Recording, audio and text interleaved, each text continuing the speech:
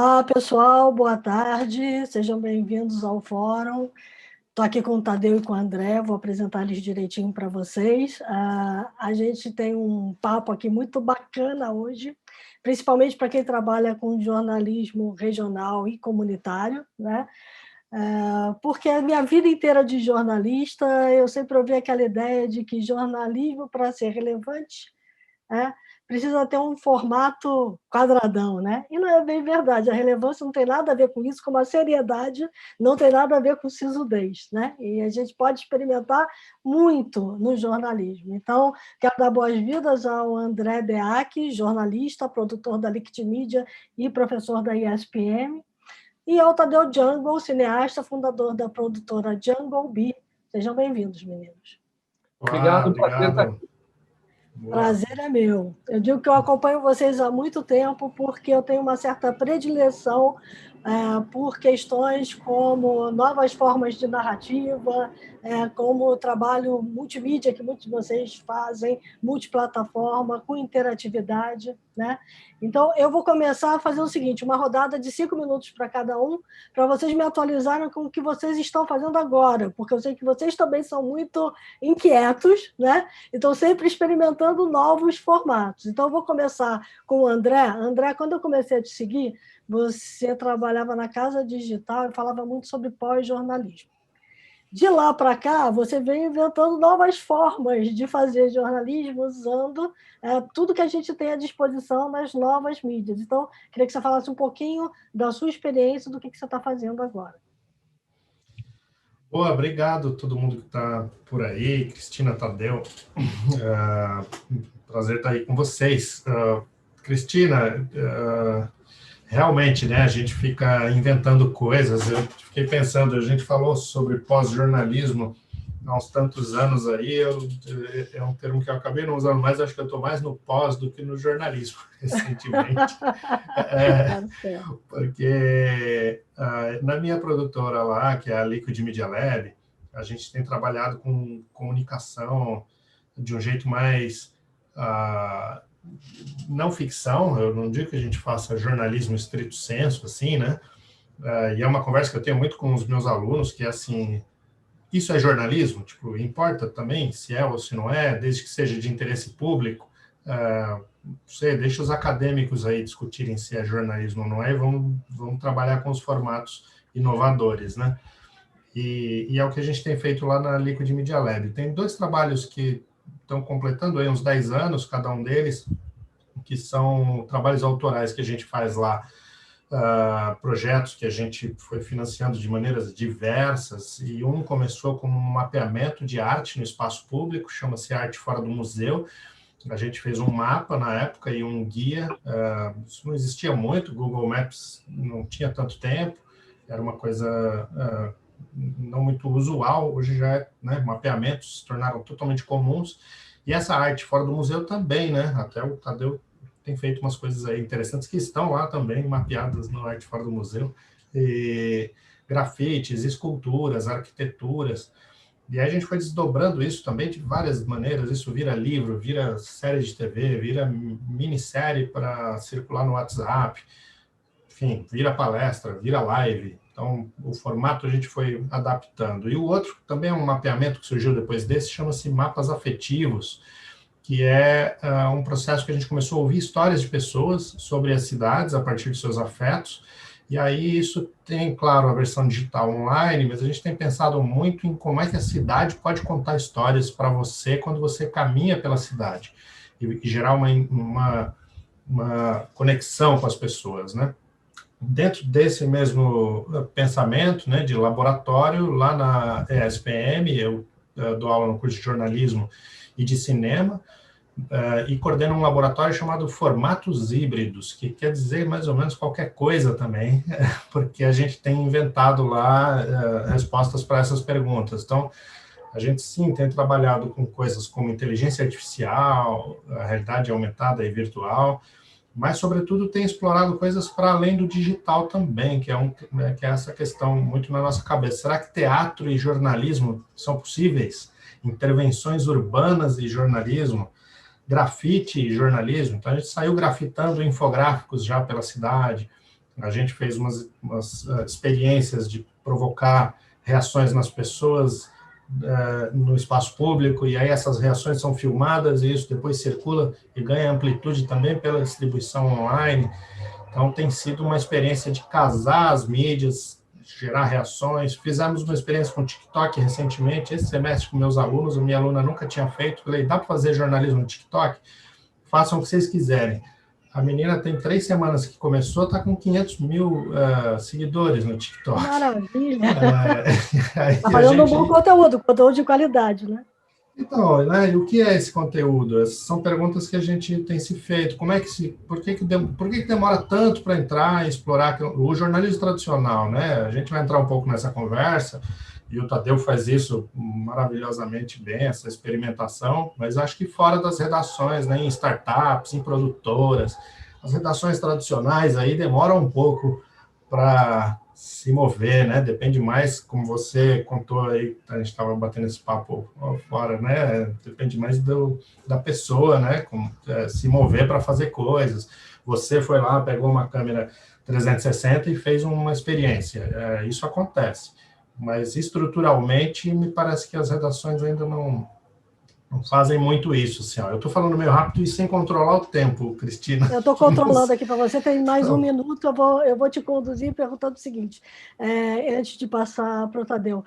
Tem muita gente que olha para o jornalismo e vê um jornalismo só trabalhando com a informação pura e simples noticiosa. E a cidade tem muito a contar para a gente, além da notícia, né? Tem muita história boa de pessoas da cidade que geram grandes reportagens. E dá para fazer isso com essas intervenções urbanas, né? Então, você contou para mim que você tem que ter deixado a experiência do ônibus. Conta um pouquinho a experiência do ônibus antes de eu passar para frente. Boa, a gente fez eu tenho provocado os alunos e eles que vêm com essas experiências e sugestões, né, de intervenções urbanas. Então, nesse caso, os alunos entraram num ônibus, distribuíram um papelzinho para cada uma das pessoas que estavam sentadas ali, e no papelzinho tinha uma notícia.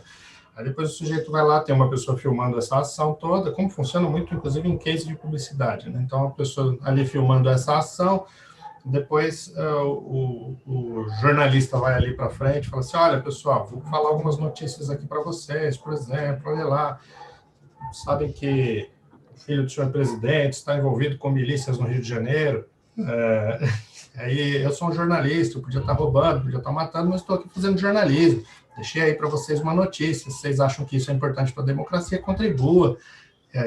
E aí é um jeito de... Claro, você põe as notícias ali, tem um impacto local, mas o impacto depois na circulação disso, por exemplo, como um vídeo de TikTok, isso depois, ou um vídeo que circula no WhatsApp, a gente vê técnicas de informação, chamemos de guerrilha, aí sendo utilizada na publicidade, na política, mas cadê o jornalismo? Tipo, fazendo isso também, invadindo o WhatsApp com informação interessante, cool. Muita gente conhece isso como o povo fala, né? Mas é aquele formato de você chegar lá e tentar interromper o cara e perguntar alguma coisa, assim fica muito mais interativo e ainda fomenta o debate dentro do ônibus. Claro. Muito bom. A gente volta nisso depois. Vou chamar o Tadeu Django agora. Tadeu, você está com um trabalho super legal de realidade virtual, não é de hoje, eu sei que você fez coisas para o Estadão algum tempo atrás, ainda já experimental, tangenciando aí a grande mídia, buscando essa nova forma, esses novos formatos, essas novas narrativas. Então, conta para a gente aí o que a Jungle Bee faz e qual é a tua inquietude com esse storytelling diferenciado. Exatamente. Cris, eu acompanhei muito a Cris na CBN, falando, nossa, como a Cris falava, eu adorava quando entrava a voz da Cris, agora nós vamos aprender, agora vem a Cris com sabedoria, adorava. Bom, eu fiz tudo na minha vida no audiovisual, né? Me formei com audiovisual e vim fazendo tudo, fiz muita televisão, fiz cinema, documentário, ficção. Então, a minha trajetória com audiovisual desde sempre, eu nasci fazendo audiovisual. Só que, há 5 anos atrás, eu descobri a realidade virtual e comecei a fazer coisas em realidade virtual. Fiz para o Estado, fiz para a Folha, né, 2 projetos diferentes, mas o jornalismo começou a se interessar, principalmente porque o New York Times começou a fazer filmes de realidade virtual, né? O New York Times fez uma ação gigantesca em 2014, onde ele distribuiu óculos, né? Realidade virtual é aquilo que você deveria assistir com óculos. Você pode até assistir no YouTube, mas você deveria assistir com óculos. Então, ele distribuiu 1.200.000 óculos de papelão, que era o óculos da época. É o cardboard, né? O cardboard encartado em jornal, e aí distribuiu 250 câmeras de 360, né, para seus repórteres do mundo inteiro. Então, parecia que ali, o mundo vai se transformar, vai tudo virar realidade virtual, 360, etc. Eu acredito que será assim, né? Eu acho que não no tempo que eu desejo, ou que as pessoas pensavam, imaginavam, mas será assim. Por que será assim? Porque você coloca um óculos, você está no meio da ação. Então, para o jornalismo, imagina você transmitir ao vivo de uma passeata, você transmitir ao vivo dentro de uma cena de crime ou de uma catástrofe, ou mesmo quase entretenimento mesmo, trabalhando com shows, etc., fazendo ao vivo, onde se coloca um óculos, espero que ele não seja maior do que isso, você coloca um óculos aqui e pronto, você está dentro do lugar. Então, esse apelo que tem a realidade virtual é inexorável. Isso vai ser. Quando a tecnologia ficar barata e o óculos pequeno e acessível, tiver produtos, ela vai acontecer. Então, o que eu tenho feito várias coisas, mas focando no ambiente do jornalismo, eu fiz 3 documentários, eu fiz agora o 4º, mas 3 documentários que visam, muito humildemente, transformar o mundo. A Jungle Bee não trabalha para produtos assim que possam fazer algum mal ao ser humano, nem à criança, principalmente. A gente tem quer criar um círculo virtuoso de trabalho. Então, a gente só faz coisas que sejam da cadeia do bem, se a gente pode simplificar. Queremos fazer coisas que transformem as pessoas. Quer dizer, não vou fazer propaganda, filme para salgadinho, ou de fast food, enfim, coisas que não são... Já fiz isso. Fiz muito comercial na minha vida, trabalhei muito com propaganda, né? Eu não faço mais. Então, a ideia dos filmes é justamente essa, do documentário, é levar você a viver. Né? Eu digo que a gente está saindo do storytelling para o story living. A ideia é de você poder viver mais aquela cena. E tem produtos, matérias, assuntos, que são mais plausíveis de serem feitos em realidade virtual. Outros não são necessários. Um belo texto fará muito melhor o trabalho. Ou um excelente vídeo fará muito melhor o trabalho ainda. Né? Então, no caso da realidade virtual, precisa ter um motivo muito grande para você fazer. Né? Acho que a Cris caiu, mas ela deve retornar em breve. Então, vocês que estão assistindo, eu vou continuar aqui no raciocínio. Quer dizer, tenho certeza que a realidade virtual é uma ferramenta importantíssima de narrativa, documental e jornalística. Então, é um lugar que tem que se atentar, porque ele já está adquirindo novas camadas. Né? Por exemplo, só para diferenciar 2 filmes, né, que eu fiz. Eu fiz um filme sobre Mariana, na época da tragédia, estive lá. Assim, logo depois que aconteceu a tragédia de Mariana. Então, eu tenho um registro, que provavelmente pouquíssimas pessoas têm, que é um registro em 360 graus da realidade de Bento Rodrigues afetada por aquela tragédia. E uma narrativa específica do documental, que é uma narrativa que não é de denúncia, não é uma narrativa... Não, é uma narrativa que fala sobre memória, é uma narrativa doce. Esse filme chama-se Rio de Lama, ele está disponível no YouTube. Se você botar Rio de Lama, VR, você vai encontrar. Não vai ter a grande experiência de botar o óculos e poder fazer, e poder vivenciar a cena, mas você já vai ter um pouco da experiência do que foi. Diferente, por exemplo, do filme Fogo na Floresta, que é um filme sobre um povo indígena, que é o povo Aurá, foi feito junto com o Instituto Socioambiental. A ideia do Instituto Socioambiental era criar um filme jornalístico, documental, tentando narrar os N problemas que os índios estavam sofrendo ali. Tinham vários problemas. Eu falei, gente, se a gente fazer um filme de denúncia, ele tende a ser mais do mesmo. Vamos fazer um filme que comece como um entretenimento, ou aponte para um entretenimento, e depois a gente fala sobre um grande problema. E o filme, por acaso, talvez não tão acaso assim, chama-se Fogo na Floresta. Então, Fogo na Floresta também está disponível no YouTube. Bota aí Fogo na Floresta, realidade virtual, VR e tal, que você vai achar o filme. O Fogo na Floresta, a chamada dele, o teaser dele, o trailer é: você já esteve numa tribo indígena? Você já visitou?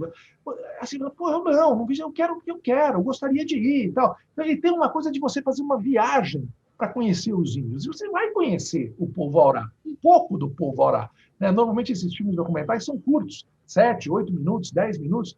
E o Fogo na Floresta tem isso. Ele vai para esse lugar, mas aí ele vai indo, e ele fala assim: olha o fogo aqui. Olha a aldeia pegando fogo ali.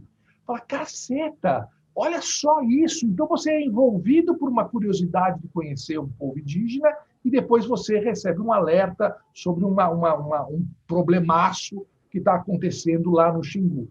Então, esses são dois caminhos diversos que eu ressalto dos trabalhos que eu tenho feito recentemente. Quais são os outros dois, Tadeu, que você fez? Para mim, o Rio de Lama fica super na cabeça, é o que eu mostro para os meus alunos também, e dá para você ver no YouTube com óculos também, não é a mesma experiência de né? Você também consegue. Faço isso na sala de aula, tanto com o Rio de Lama quanto o Fogo na Floresta. Dizem que jornalista tem que conseguir até por sinal de fumaça, né? Então, vou pelo celular. E aí a gente entra numa boa e não cai, né? Então, vamos lá. A Cris é do meio, ela vai voltar, vai ter que voltar. Caiu, deu um pico de luz aqui, caiu tudo. Bom, vamos lá. Das minhas experiências, Cris, eu acho que eu também já cumpri o meu tempo. O André estava fazendo um comentário que eu falei que os filmes estavam disponíveis no YouTube e você pode assistir na tela do seu computador, mas se você pegar um óculos, um cardboard, você tem condições de assistir no teu celular, botar o teu celular ali e assistir no YouTube com uma conexão razoável, você assiste, e assiste bem, não assiste mal, não. Você bota ali o cardboard, foninho de ouvido, cara, foninho de ouvido é importante, você tem uma puta experiência. Então já tem muita coisa bacana de se assistir no YouTube VR, né? O YouTube VR. Então, isso que a gente estava concluindo um pouco os trabalhos que eu venho fazendo. Tá, Joia. Eu queria fazer uma pergunta para os dois, né? Porque acho que a gente está no meio de vários jornalistas e todos eles com uma dúvida comum, que foi a dúvida que a gente começou a ter quando começou a internet. Trabalhar com a internet era muito barato, né? Mas a produção de conteúdo, principalmente desse conteúdo multimídia, é um pouco mais complicada. Então, eu queria ouvir de vocês o seguinte: qual é o custo de produção disso? E dá para ser criativo com baixo custo? Conta aí. Eu posso falar rapidamente. Dá para ser muito, fazer custos praticamente beirando zero. A câmera de realidade virtual, uma boa câmera de realidade virtual, custa $500. Então, com uma câmera, um microfone bom, pronto. A equipe, vontade, força de vontade, você tem. Aí você tem a narrativa, tem toda a história. É como um lápis. Um lápis e um papel, você escreve um livro. Agora, precisa ter um escritor, né? A vontade e a força para escrever as 200, 300 páginas do livro. Mas, assim, é tão barato quanto um lápis e um papel. É só $500, né? Não é tão barato, mas é barato para realizar uma produção de realidade virtual, sim. André? Eu só posso concordar. Eu só trabalho com baixo orçamento, praticamente, Cris. Raras vezes eu tive alto orçamento para trabalhar. E com os alunos, a gente faz experiências semestrais e a minha provocação é colocá-los para realizar um projeto, do início, meio e fim. Então, esse ano, contando em primeira mão aqui para vocês, a gente passou o ano se dedicando a um projeto chamado Memorial do Isolamento. E aí ele tem linha do tempo, tem documentário, tem vídeo, tem 200 alunos participaram dessa produção. Que legal. E aí são impressões deles sobre o ano. E isso virou um projeto grande, assim, feito com custo zero. Para não dizer que é zero, acho que custou $40. que é o preço anual do servidor. Que né? Assim, né? Pô, acho que uma redação pode investir aí $40 para fazer ou qualquer um aí, né? Que está assistindo a gente. É isso.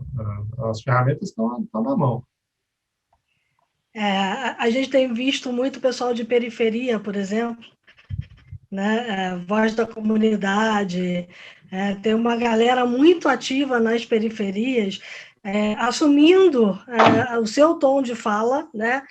A sua voz, produzindo coisas realmente fantásticas, né? E usando estas novas narrativas que o jornalismo meio que abriu mão, né? Eu falo, inclusive, do podcast, que é uma coisa muito fácil de fazer, né? E que só agora o jornalismo está se apropriando dele, né? Quando já poderia estar aí há anos, né? A gente sabe, há bastante tempo.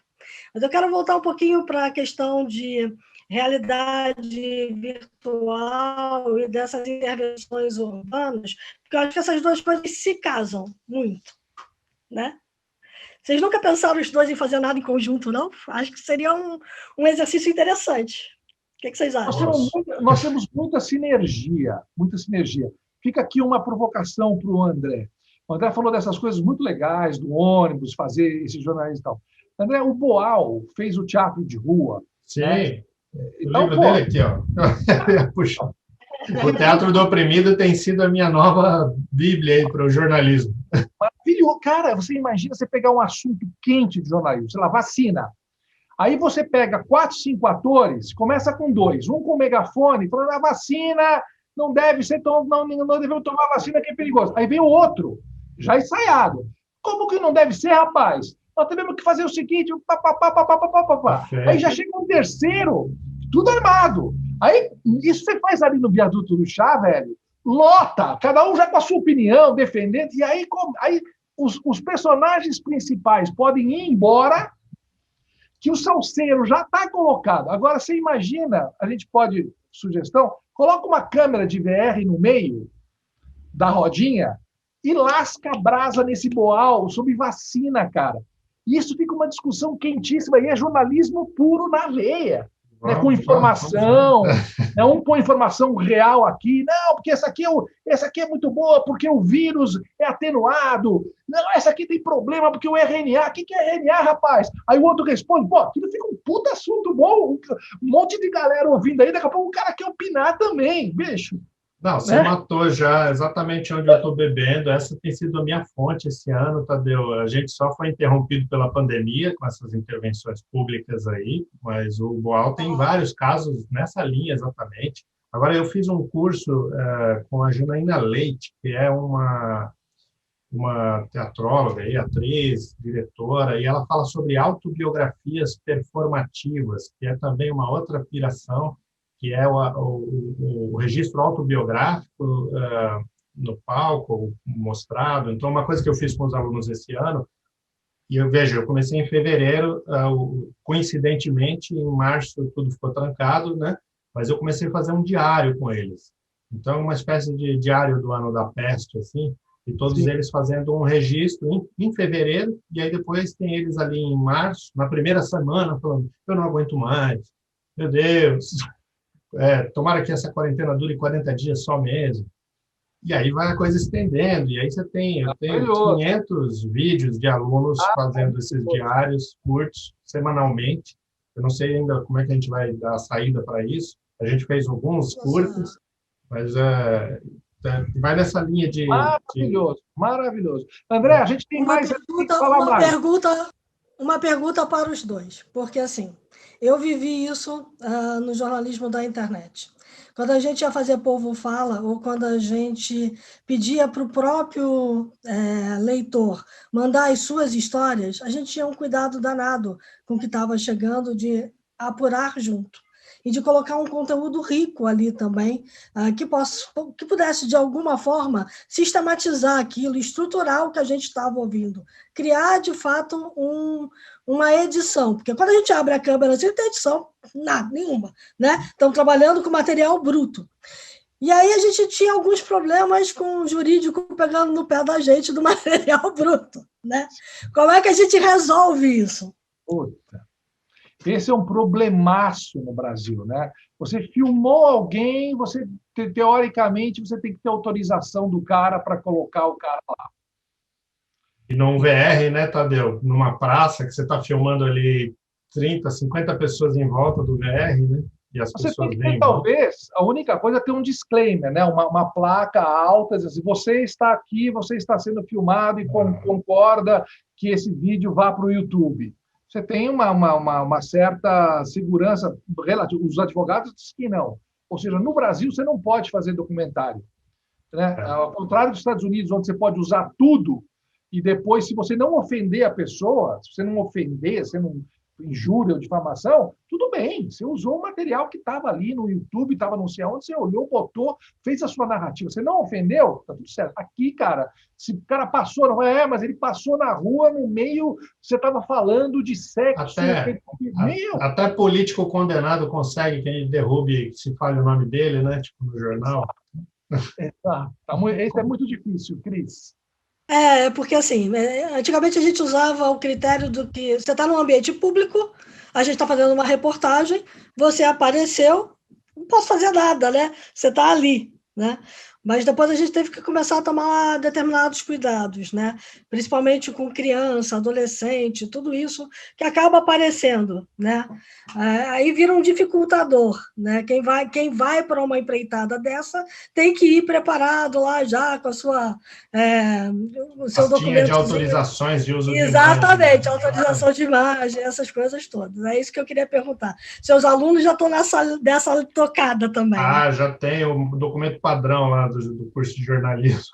Todo mundo ganha no dia 1 lá. É isso, porque assim, a experimentação, e a gente vê muito isso, eu trabalho hoje com disrupção, né? Eu trabalho hoje com grandes marcas que estão fazendo a disrupção.